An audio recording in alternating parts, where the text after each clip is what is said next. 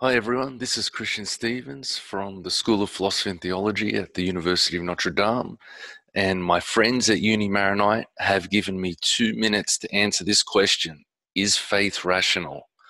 So let's see how we go.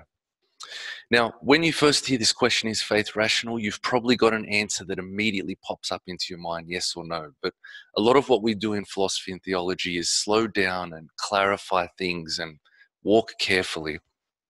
So let me ask you a question. Is it reasonable or rational to believe that the woman you've been calling mum and who lives with you and has been cooking your food and maybe even making your bed for the last 18 or 20 years is your mum?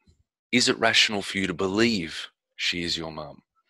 Is it rational for you to believe me when I tell you that I had Weet-Bix for breakfast this morning? Okay, now, when I give you these examples, you immediately realize we need some point of clarifying our terms. And it's exactly the same for the Catholic faith. And the beauty of our Catholic faith is having such a rich intellectual heritage. These answers have been addressed for a very long time. And I just want to share with you guys very quickly the answers that the First Vatican Council presented.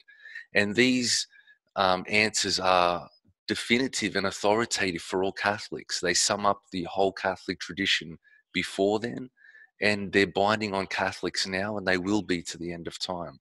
So what did the First Vatican Council say? Well, it said, first of all, we need to clarify what we mean by faith.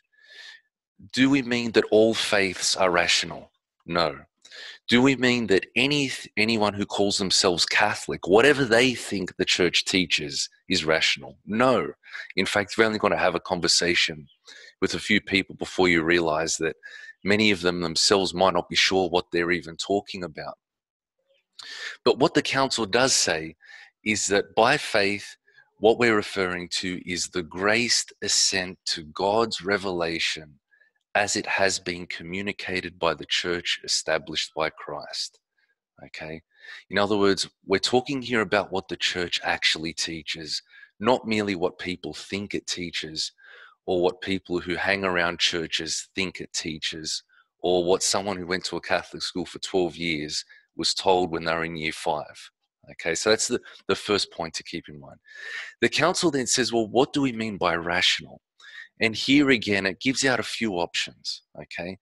If what we mean by rational is the Catholic faith doesn't have any internal contradictions, that its doctrines on the incarnation are not incompatible with its doctrines on the forgiveness of sins or on the Trinity, then the church says, yes, the faith is rational.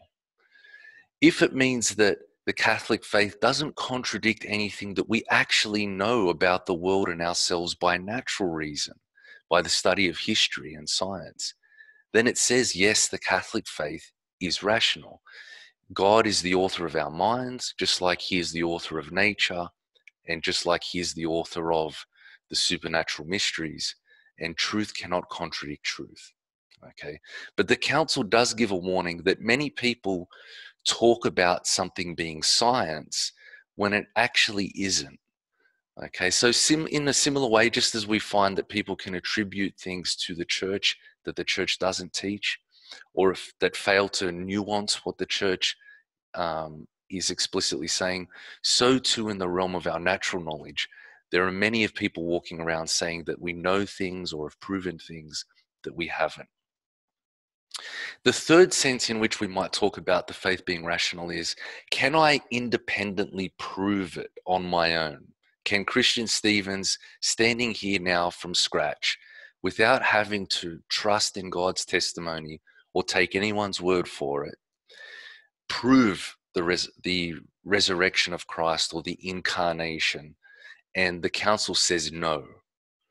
Okay. But notice that the council doesn't say this because somehow it's irrational. The council says this because it's actually a rationality higher than ours. We're talking about the divine rationality.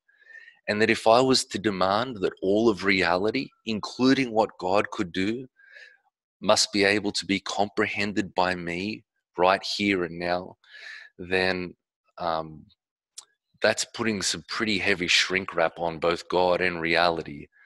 And as G.K. Chesterton said, If you show me a religion where I can understand everything, then it's probably a man-made religion. So for checking out further resources, guys, check out that First Vatican Council. Check out St. John Paul II's document, Faith and Reason, and you'll find that there is a very rich discussion going on of this. All the best.